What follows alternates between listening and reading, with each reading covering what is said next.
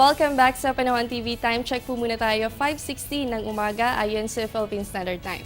At mga kababayan, ngayon po alamin natin kung ano nga ba ang magiging lagay ng panahon sa mga susunod na araw.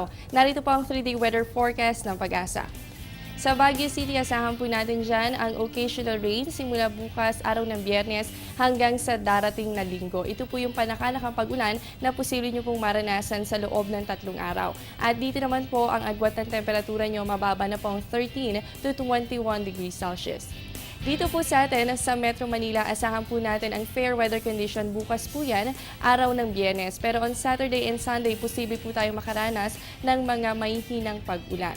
At para naman po sa Metro Cebu, asahan naman natin ang fair weather condition bukas. Ganun din po sa araw ng Sabado. Pero paghandaan po natin ang araw ng Linggo dahil mataas ang chances na makaranas tayo ng mga pag-ulan. Ganun din po yung mga thunderstorms activity na posible po magdulot ng biglaang buhos naman ng ulan na posibleng magtagal ng hanggang sa 2 oras. Samantala, sa Metro Davao, makakaranas naman po kayo ng good weather condition on Friday and Saturday. Ito po yung partly cloudy to clouded skies with isolated rain showers and thunderstorms. On Sunday, mataas din po ang posibilidad na makaranas kayo ng mga pag-ulan, ganun din po ang mga pagkidlat at pagkulog.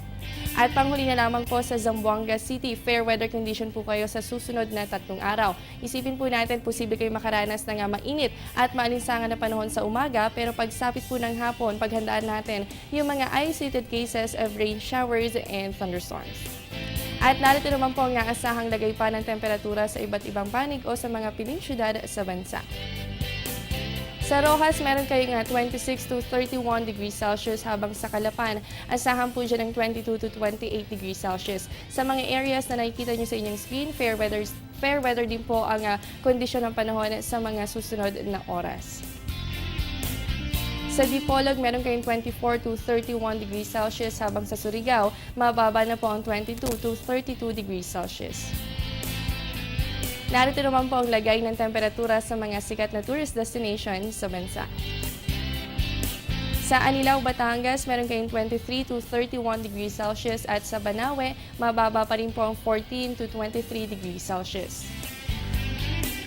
Sa Naga, meron po kayong 24 to 31 degrees Celsius at sa Boracay, asahan po dyan ng 23 to 31 degrees Celsius, ganoon din sa areas naman ng El Nido, Palawan.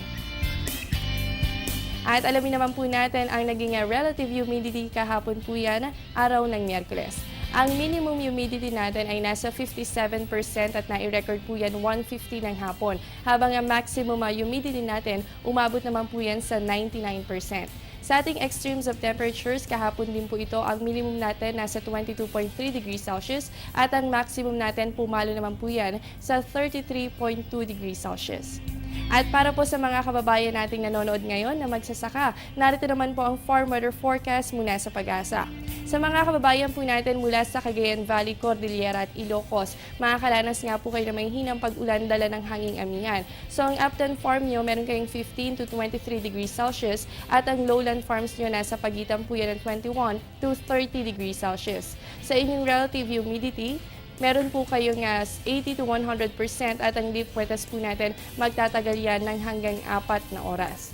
Samantala, sa natitirang bahagi po ng bansa, makakaranas po tayo ng fair weather conditions sa mga susunod na oras. So, ang upland farms po natin, meron tayong 20 to 25 degrees Celsius at ang lowland farms natin nasa 23 to 33 degrees Celsius.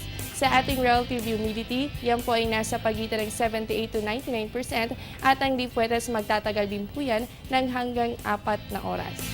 Magbabalik pa po ang Panahon TV pagkatapos ng ilang paalala.